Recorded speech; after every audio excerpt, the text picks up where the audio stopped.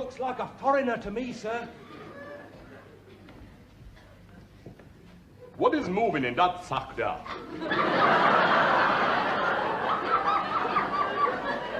It's just potatoes, sir. I will put my spear through that sack there. But take it easy, sir. Will you tell me what is in that sack? Never. Never? Never. Well then, you take this for him then.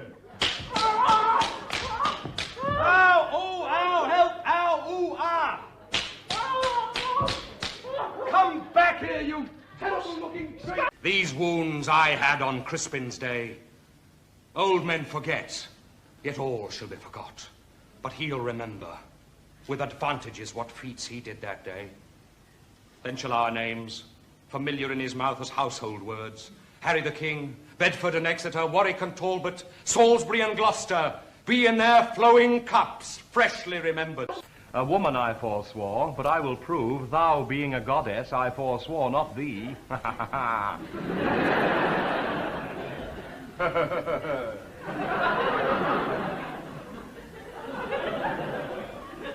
Vows are but breath, and breath a vapour is. Then thou, fair fun, fair son. Well, how's the club taken my appointment? The club? Keep your tongue out of your cheek, darling. We might get on very well together. The club, the career diplomats. They don't like these appointments from outside.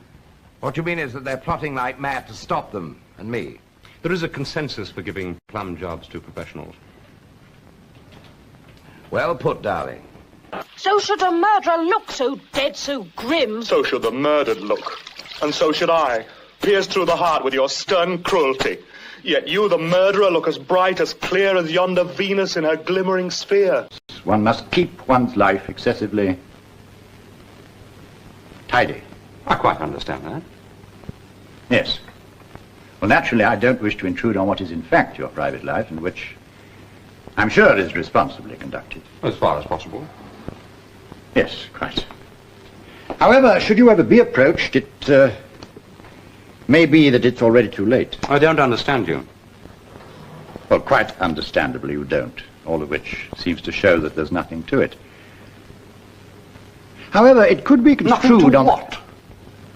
My dear fellow, the trouble we have here with the CIA, here, there, and everywhere, it's terribly busy people. Mr. Mobbs, what are you proposing to me? We require your assistance. And what if I refuse? Oh, my dear fellow, nothing, absolutely nothing. This isn't the KGB. Isn't it? I was warned this morning that my friendship with a certain lady could well be misconstrued in some quarters. Oh, dear boy, what an awful thing to suggest. Well, presumably you actually want me to work for you, or you wouldn't have approached me. Well, of course we want you to work for us. We'd be most pleased to have you with us. You're not jealous? Oh, no, Lincoln.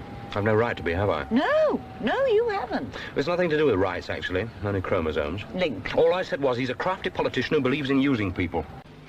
Quite an innocent afternoon, really. All things considered. Depends whether you measure innocence by the act or the intent.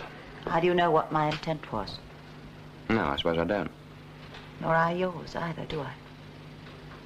I don't particularly want to be filed under occasional and various. I'd hoped you wouldn't be. Do you want to see him alone, or would you like me here with you?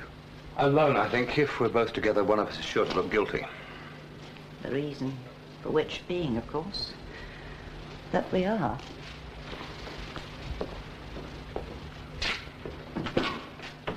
I didn't have a nanny either. They're pretty rare in council houses. I wonder where all the other lads who were at school with us are now. All right, Lincoln, your sleeve isn't full of trump cards. I'm just telling you. Oh, no, the etiquette here is one doesn't tell, one suggests, in an amiable spirit of concord. We both learned that. It's how we got out of our class. Yeah. Well, contrary to the spirit of the service, Lincoln, I am telling you. What? You declare your neutrality. Or if you can't declare it, abide by it. Or I'll break your back, too. One could hurt one's hand doing that, you know. Does it matter? Losing your legs? For people will always be kind, and you need not show that you mind when the others come in after hunting to gobble their muffins and eggs? Does it matter, losing your sight? There's such splendid work for the blind, and people will always be kind as you sit on the terrace remembering and turning your face to the light.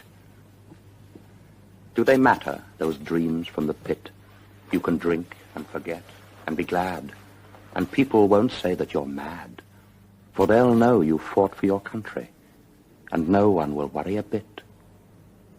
The Queen, my lord, is dead.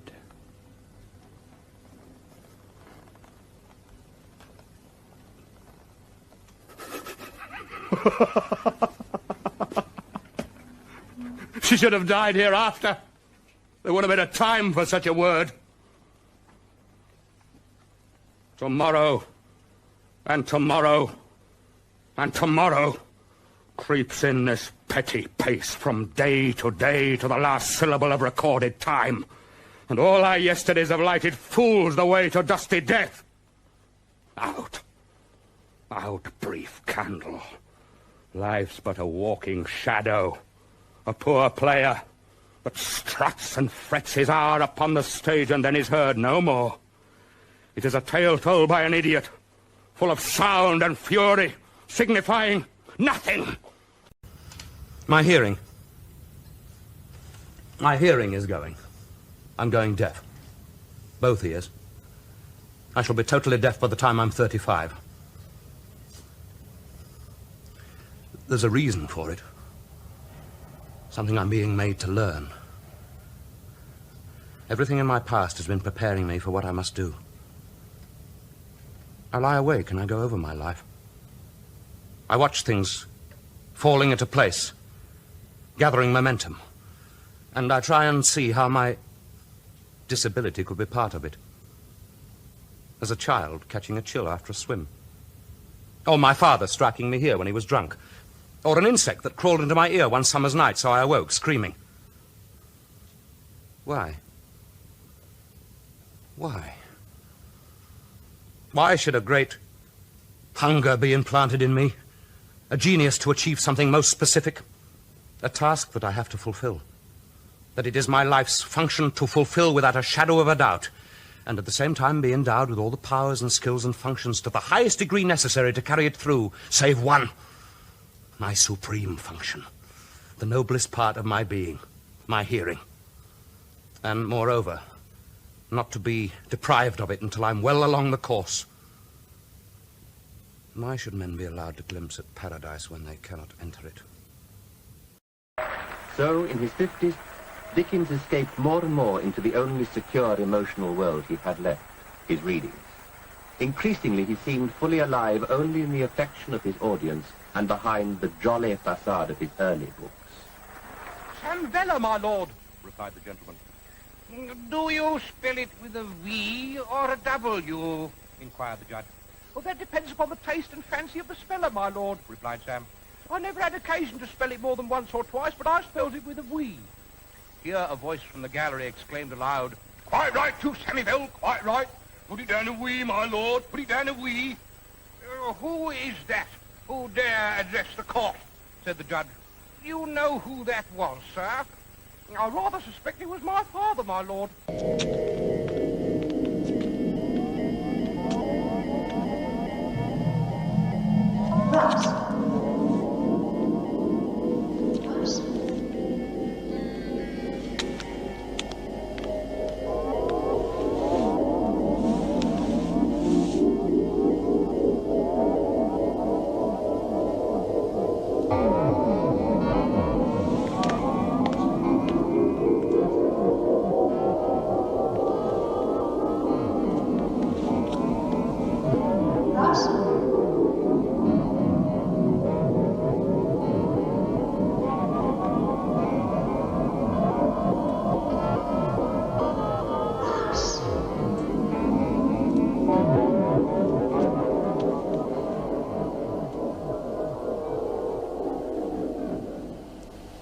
She was an art student once. Julia's human, you know. You're in love with her. What? You're in love with Julia. It's a horrid possibility. Well, you're a real bastard. You think so? I credit you nothing more atrocious than towering egotism and monstrous selfishness, and you're a fully paid-up, double-distilled bastard. You seem unnecessarily bitter. Bitter? Why should I be bitter? I can see no adequate reason why you should be bitter. Well, I certainly can't. I mean, you're all right, aren't you? You've got your fiancée. You've got your maze. Now, tell me something. Are you in love with Gloria? Actually. Well, that's perfect, isn't it? You should pity, not rebuff my swanishness. Well, what's it like being in love? Oh, it's marvellous. Does it make everything glow with a pink glow? That's right. Pink glow. Oh, isn't that nice? Unfortunately, Julia doesn't make things pink for me. Now, if you'd be so kind, just shine Gloria in this direction once more. The photo. You can save him. You can stop it. Certainly. Your man started it. He should be punished. He will be. And Nagorny? Taking someone's life. No man should have that power. You had it? Yes. And I have learned that a strong man has no need of power, and a weak man is destroyed by it. I am being punished for what I have done. Nagorny is innocent. He's like a child. You don't shoot children, do you? In your new world, are there penalties for innocence?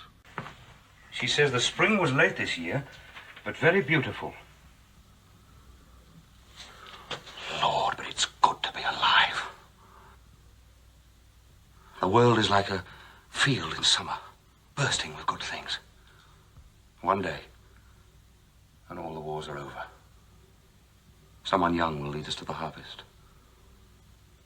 As long as there are children, anything is possible. You mean they don't actually kiss in public? Certainly not.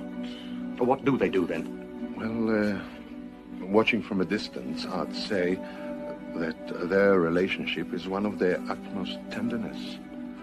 They stare at each other.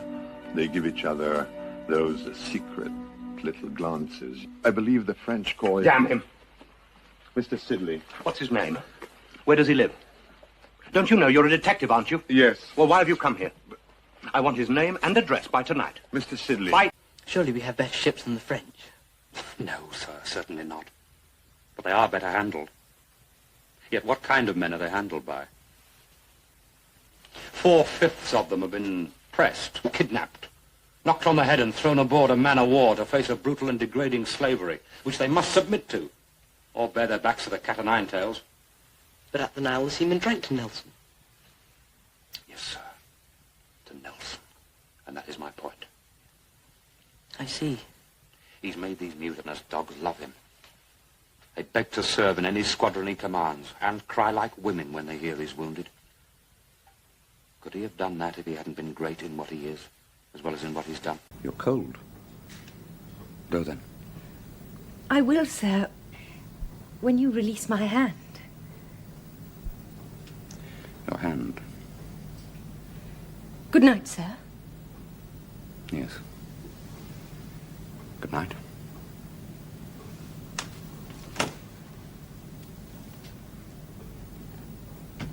Jane. The last thing I want is a breath of air. Why do you want a breath of air? I just do. But it's late. I won't go far. I'll come back. I'll wait up for you. Why? I'm not going to bed without you.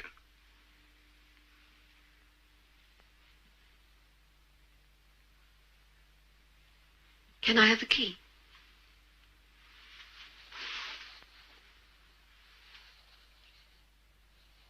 Why don't you go to bed?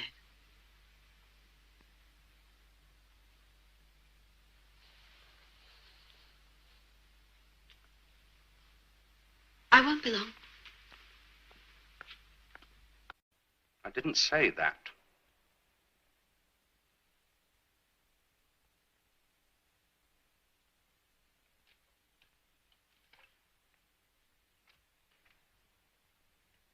Look, I'll go and pack.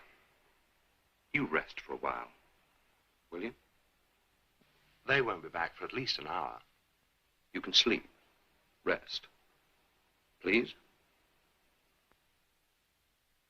You can help me with my lectures when we get back. I'd love that. I'd be so grateful for it, really. No, you're right. I couldn't.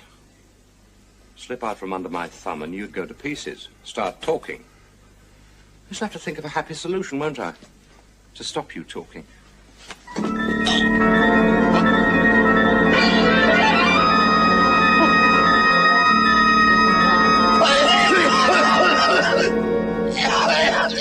Just my little joke, Ledworth. Just to show you how easy it could be. You behave yourself and I'll look after you. And behaving yourself means keep the front door locked. Your nose clean and pacing your drinking. You don't look like the sort of man who has to be lonely. Oh, but I am. I really am. On account of I'm so shy. I'm Mark. Mark Walker. I'm a talk to strange pretty girls addict. Stella Mackenzie. Mackenzie? It's a good old Gaelic name. Explains an awful lot. Everything. Explains? Well, the way you look. Cool, superb. Only girls with the Gaelic in them have your kind of beauty. Speed you move, Mr. Walker. You should change your name to Sprinter. It's all talk, I promise. You can relax and feel completely safe with me. I'm not sure any girl should relax with you. Well, where did the charitable gentleman with this first-class ticket for this seaside resort find you? In a handbag.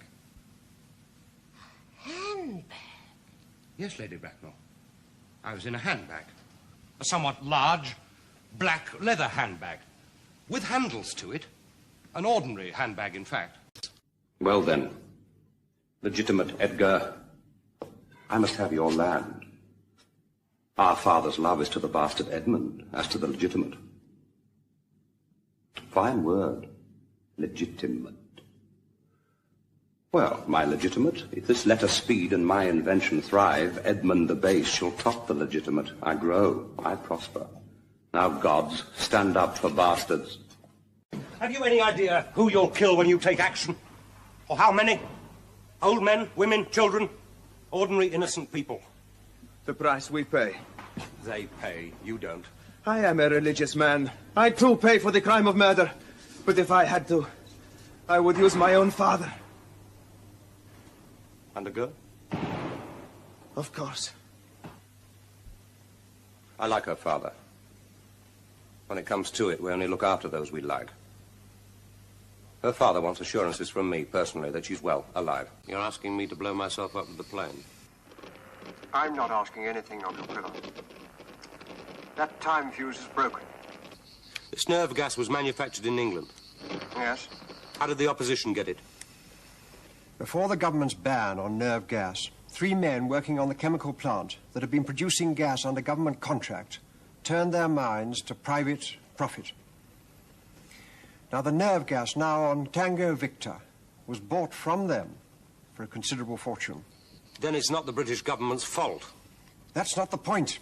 It was made here. And for our enemies, that's more than enough. It's no good talking politics to a dying man. Go on, Angus, sell it to me. Sell me my own execution. The yellow cat still sat on the table, smiling. Are you sure you want me to go? He said. Suppose I offer to stay and help you make magic. No, said Huddle. No more spells and sorcery for me. I don't want to be a witch. I'd rather be ordinary and live kindly and have friends. That's all I needed to know, said Victor. I'll be on my way. He turned into a lamb and then disappeared. Huddle heaved a great sigh of relief. She turned to Thomas. Sit by the fire, lad, she told him. I'll make a nice cup of tea. But first, she got all her magic books, including her grand's, and dumped them in the middle of the fire. Then she went to fill the kettle. Goodbye. They accepted my resignation, yes. I suppose it was what I think it was. Well, yes, so they said. I had been getting these so-called alcoholic blackouts. Odd stretches of time erased completely. It's a great relief, actually. Frankly, I could welcome the advent of total amnesia with open arms now. So, what will you do? No idea. There have been problems at home, too. You don't have to tell me if you don't want to. Jeffrey's kicked you out, I suppose. He didn't exactly kick me out. He sort of froze me out. I'm all right. I've cut down the drinking to an absolute minimum. Look, I don't mean to pry, James, but have you never considered marriage? Only in the abstract. Oh, really? Haven't you ever got close? I find the difficulty with relationships, actually, isn't finding someone suitable that it's possible to live with, but being able to reveal oneself to that person and be tolerated for what one is, without finding the other person an object of pity or contempt, as it were. Montrez-moi vos mains. I said, show me your hands.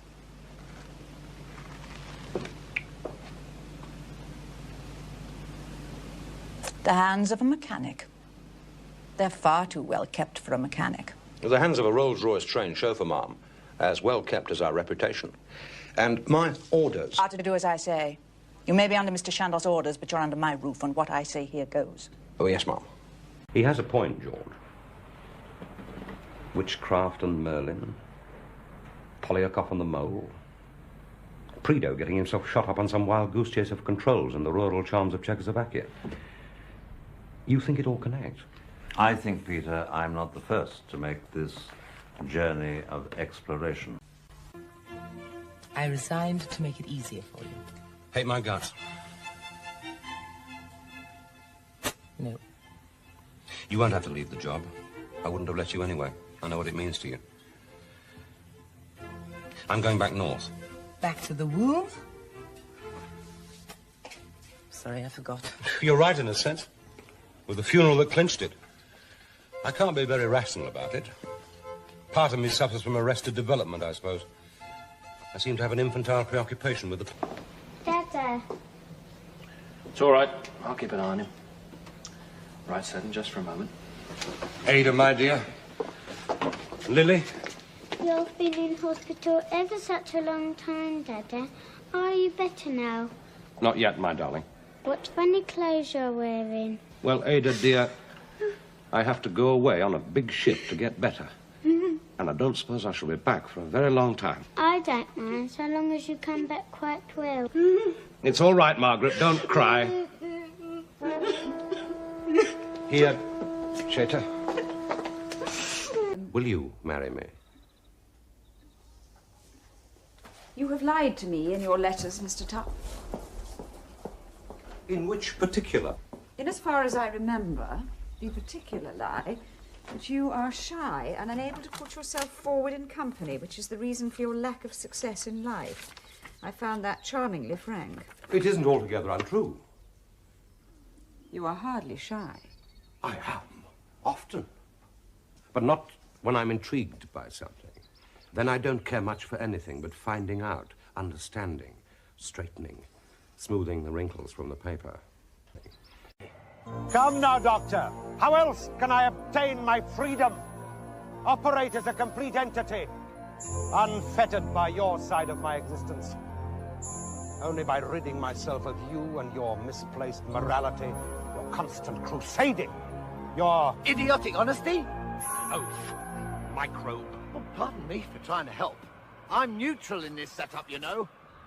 Only by releasing myself from the misguided maxims that you nurture can I be free. Sounds to me like Armageddon's beckoning you, Doc. With you destroyed, and no longer able to constrain me, and with unlimited access to the Matrix, there will be nothing beyond my reach. Sitting after sitting, and still no apparent progress. The months are sliding past. Billy is growing more desperate. And Finch's silence underlines his disbelief. I'm reaching the edge of despair. And those bloody pipes. Where are they? What do they mean? If only there was some way of breaking through. I must go and see Finch. Were you a happily married couple, would you say so? Of course we were happily married. Ask any of our friends. Well, ask them.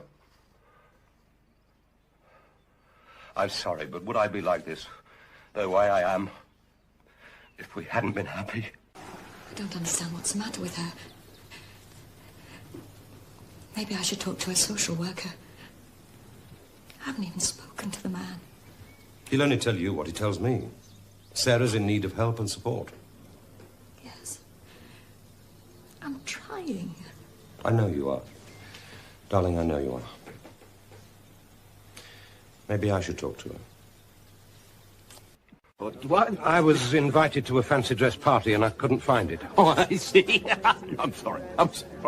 Neville? Yes, he was invited to a fancy dress party. Couldn't find it. Sorry. Sorry. Oh, I really think that is the saddest thing I've ever heard. I'm Henry VIII. Are you? Are you really? Oh. Jane would have wanted me to go. She loved fancy dress. I worked it out once. In 22 years of marriage, we wore fancy dress 33 times. I hope you don't mind. I knew if I went home to change, I'd lose impetus. I wouldn't find the courage to come. And I certainly haven't the courage to stay at home on my own. I dread this Christmas. If you're not going to stay with me, I might as well go out there. Tell them the facts and let them tear me apart. That's blackmail. Helen, tell me you don't love me. I... That's the only question. Because if you love me, we've got to face this together. We can't keep living in the past. What's done is done, and we've now got to look forward.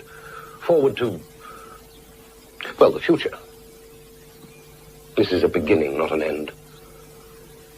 I love you.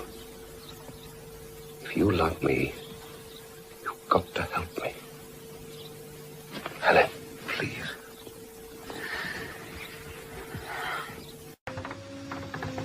Dear me, Sally Hardcastle. Is this your big plan to stop me? You kill him, I confess to murder and go to prison. You won't confess, you know. Once he's dead, once there's nothing you can do, you won't give up your liberty so easily. I'm doing only what I have to do.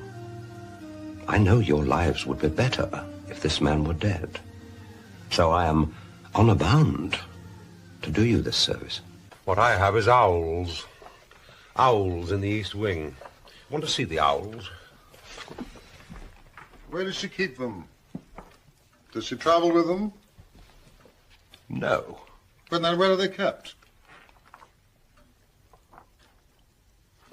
My lord, your sister has vanished. How and why, we do not know. But I've reason to believe that she is in the gravest danger. Let us imagine this John England. It is entirely possible that he's not a particularly happy man. Perhaps he's become hopelessly typecast in one role, and his acting career is effectively over. He may even drink rather too much. Possibly, he even blames himself for the accident that killed his wife. In those circumstances, is it so odd that he decides to become someone else?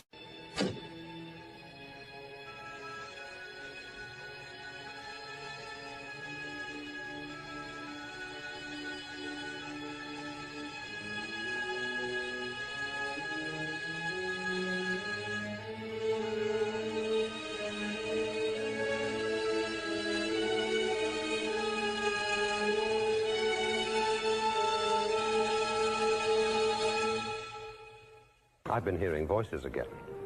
Why did you go to that hospital? Well, the nurse, Sonia. McClaverty must have told you. McClaverty's told me lots of things. Things I would rather not believe, and I wouldn't have believed them. But my voices told me exactly the same. And they're never wrong. Stop what you're doing, everybody. This is what I do to people who betray my trust. As Stargic stooped for the final lunge, the boy whipped off his mitten and flung the ice pips into the evil face. His voice echoed shrill through the cavern. Brothers nevermore shall part, melt the winter in his heart. At once there came a rumbling sound, and the cavern floor quivered. Stargic staggered back with an awful cry, his hands clawing at his face. Ivan was flung to the floor. Behind him, the ice prison heaved, split and shivered into fragments. Ivan scrambled to his feet and backed off, eyeing the old man warily. Stargic made no attempt to follow. Oh, my God. Oh! Virginia! Don't Virginia me. Where is he? Hello, darling. How can I help you? I want to talk to you, darling. Now, do we do it in private or in front of your playmates? Yes, I think we do.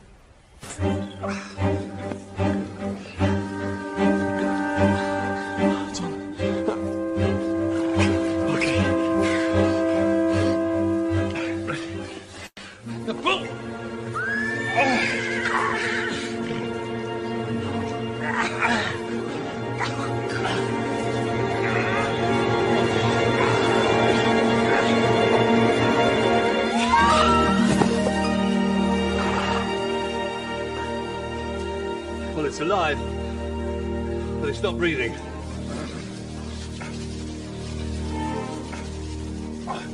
Come on, it's breathing.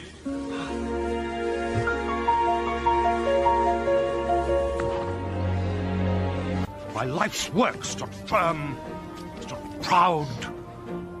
And then came the Normans. Over the seas they came. Thousands of them. They came, they saw, and they conquered.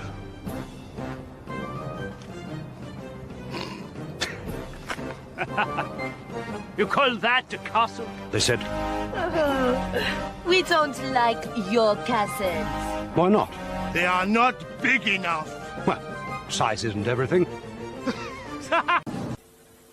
Rachel, you were particularly impressive, and I realize you've given a great deal of consideration to your request. This isn't simply adolescent angst at work. You are without doubt a young person of great intelligence. However, intelligence and wisdom are two very different things. And you do remain a young person, a minor. If I were to find in your favor, I think I would be denying a remarkable child the chance to become an even more remarkable adult. There are no rules in these cases. Patients can regain consciousness after a few days, weeks, months. Yes. Even years. Or never. Never. Say never, Henry. When Caroline told me you'd asked to marry her, I said she couldn't have landed a better chap. A decent man who'd always stand by her. She is, blessed with a loving husband. But we shouldn't allow our hearts to rule our heads. If there's no hope of recovery, no life outside that machine, why don't we bite the bullet? Switch the damn thing off. Now, we can explore the possibilities of a transplant, but at your age... But that kind of thing only happens when... Well, I mean, a transplant is last resort time. We'll increase the pain relief. And I'll look into medication to protect your body from infection. I'm going to die. Right now, let's just focus on making that later rather than sooner. I didn't even lock my back door. That's why I've decided the time has come for you to get back to doing what you do best. Running my company with a rod of iron. What? Really? I appreciate all your sterling efforts, but your heart's not really in playing the nursemaid, is it? Maybe not. Starting today, I want you to stop fussing around me and get back to work. Well, who's going to look after you? I'm taking your advice and getting a nurse. Shall I call one of my contacts? Everything's been arranged. Someone's starting this afternoon. Now, off you go. Make me lots of filthy lucre. Right. Thank you. Thank you, my dear, for being so patient.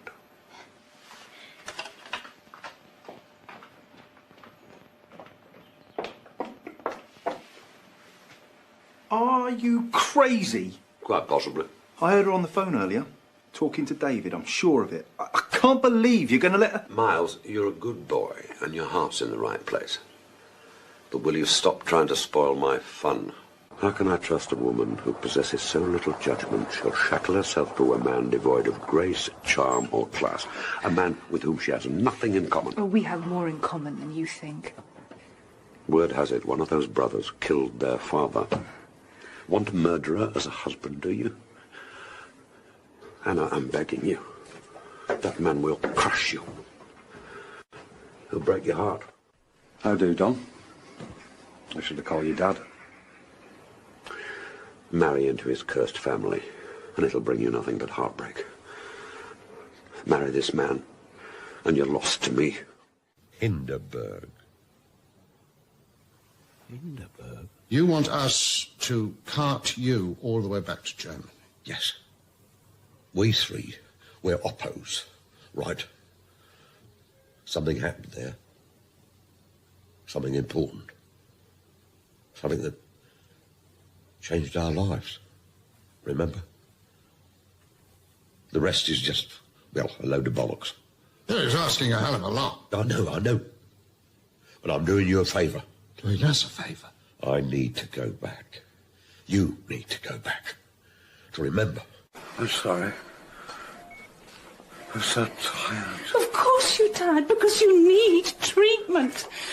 He's sick and confused. He doesn't know what he wants. He has the capacity to make his own decisions. You can't just give up. I'll sue you. I'll sue the hospital. I can't believe you give in so easily. Just try a little longer. For me.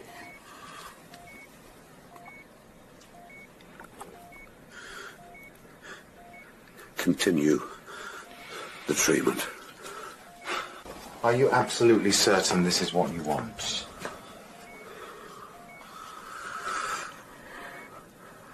I want to carry on.